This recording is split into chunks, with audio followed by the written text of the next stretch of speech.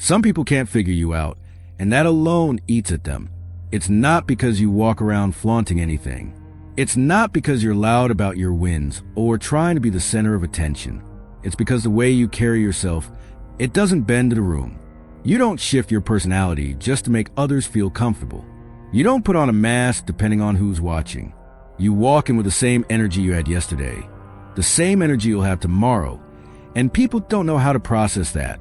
They're used to people performing, changing their tone, their values, their beliefs, just to be liked. But when they stand next to someone who's rooted, someone who moves like they've already decided who they are a long time ago, it shakes them. That's you. And the reason you're like this isn't luck.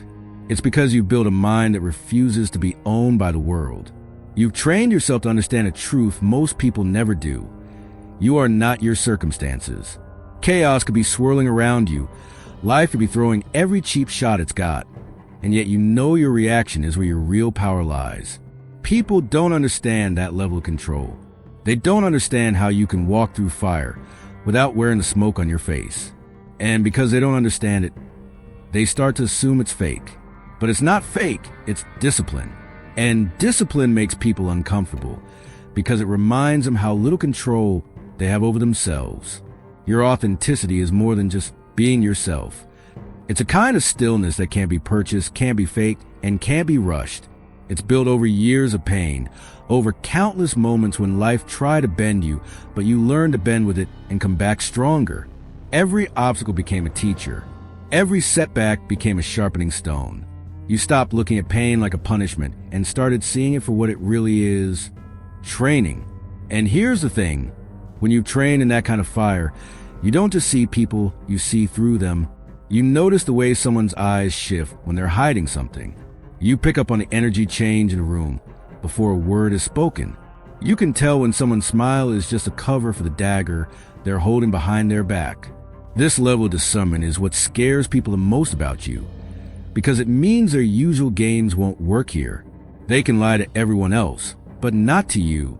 They can play the victim around everyone else, but not to you. And because they can't perform in front of you without being seen for what they are, they'd rather tear you down from a distance. They'll talk about you behind your back. They'll twist your image into something unrecognizable so others see you the way they want to see you. They'll launch smear campaigns because it's the only place they feel safe to attack, out of your line of sight. But here's where they really lose. They think your discernment only works in person. They think if they stay far enough away, hide their moves well enough, you won't notice. What they don't understand is that your awareness isn't just about reading faces. It's about reading energy. And energy doesn't lie. You can feel betrayal even in silence. You can sense deceit without a single clue being dropped. You don't have to see the knife to know it's been drawn. And that's when they really start to panic. Because no matter how well they try to hide, you keep showing up unshaken. You keep moving forward without letting their noise change who you are. That's the part they can't stand. You haven't switched up. You haven't cracked under the pressure. You haven't started second-guessing yourself just because the world can't handle your steadiness. And here's the truth.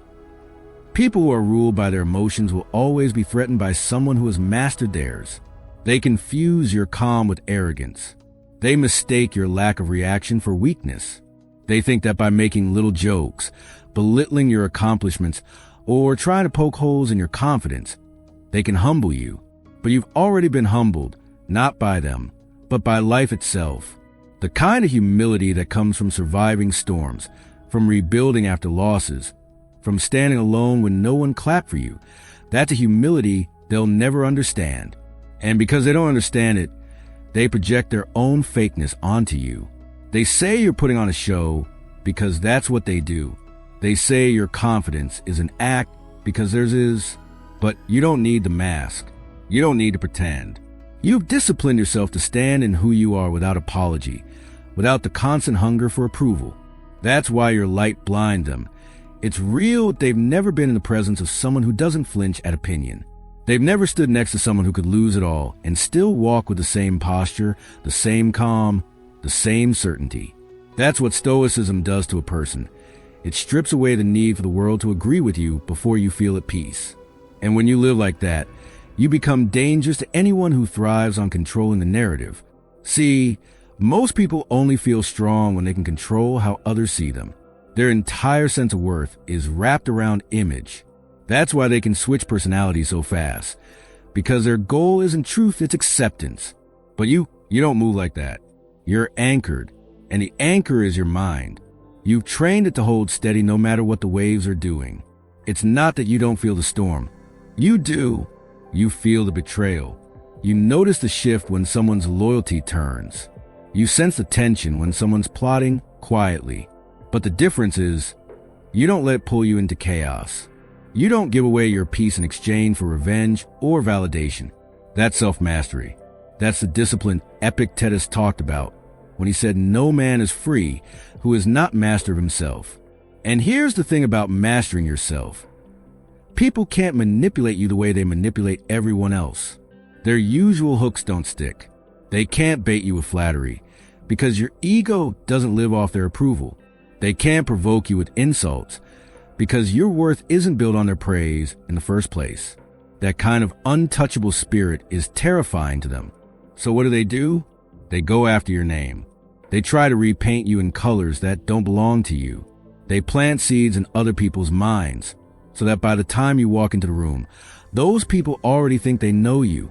It's not enough for them to dislike you privately. They need others to join in to feed the illusion that they were right about you all along. But smear campaigns have one fatal flaw. The truth eventually walks in. And when you're the truth, you don't have to explain yourself. Your presence does the explaining. People who meet you in person feel the difference. They realize you're not the twisted version they were told about. And that's when the ones who lied start to panic again. Because every moment you stay consistent, every moment you stand tall in who you are, their story falls apart. You've been through too much to fold now. You walk through too many fires to start doubting yourself just because someone's throwing smoke. That's the part they can't touch, your history. They weren't there when life tested you. They didn't see you learn how to turn obstacles into fuel. They didn't watch you take the hits and keep moving.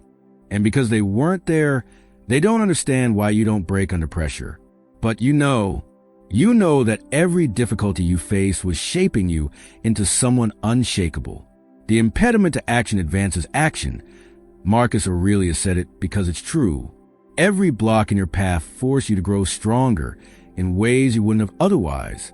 And now, here you stand, disciplined, clear-eyed, untouchable. That's why they're obsessed with humbling you. Because they couldn't survive what you survived, and they can't stand seeing you carry it with grace. They'll tell you to calm down when you're not even raising your voice. They'll say you think you're better when you've never claimed such a thing. They'll joke about your confidence like it's a flaw, hoping to make you shrink. But you don't shrink, because humility to you isn't about pretending you're nothing. It's about knowing you're something without needing to shout it. You've been humble far longer than they've been watching. Too humble, maybe. You've let people dismiss your work because you didn't want to look like you were bragging. You've let people take credit for what you've built because you didn't feel the need to fight over recognition. But you've learned. Being humble doesn't mean letting people trample your worth. It means knowing your worth so well that you don't need to argue about it. And here's the irony. The same people try to humble, you are the least humble of all. Their humility is a costume they wear when it's convenient. Their kindness is currency they spend when they want something back. Their confidence is hollow because it depends on applause. And when they see someone like you, whose strength isn't borrowed from anyone, it exposes just how much they've been pretending. Light always exposes darkness. Always. And when darkness is pretending to be light, it hates nothing more than the real thing walking into the room. That's why they can't stand you. You make it impossible for them to keep playing their part without looking foolish. They watch you and wonder, when will the mask slip? But there is no mask. This is you, the same yesterday, today, tomorrow. No role to play, no character to maintain. And because they can't comprehend that kind of consistency, they try to rewrite you in their heads into something less threatening. If they can convince themselves you're fake, they don't have to face the truth about their own lack of substance. But nothing they do changes the fact that you live free. Free from their approval. Free from their gossip. Free from their attempts to drag you into their chaos. You've chosen a harder path, the path of self-mastery, of discipline, of not letting emotions or circumstances dictate who you are. That's rare, that's threatening, and that's why, no matter what they try, you keep standing up. So let them talk. Let them throw shadows where the light is too strong for them to stand in. Let them misjudge, misunderstand, and mislabel you. None of it changes the truth. You've built yourself from the inside out, and no amount of noise can undo that kind of work. Your authenticity is your armor. Your discernment is your shield. Your discipline is your freedom. That's the Stoic way, knowing that you can't control what the world does, but you can control who you are in it. And you've chosen to be unshakable. That's why they can't humble you. That's why they can't own you. Keep walking in that light. Keep standing in that truth. Keep sharpening that mind until nothing can move it. Because at the end of the day, the world doesn't need more people pretending. It needs more people like you, rooted and real. If this message spoke to you, if it reminded you of the strength you already have, then join us here at Everyday Stoicism. Subscribe, tap that like button, and share this with someone who needs to hear it today. Because the more we spread this mindset, the more we build a world where authenticity wins. Until next time, stay disciplined, stay clear, stay true to yourself. This is Everyday Stoicism. Take care, keep your peace, and goodbye for now.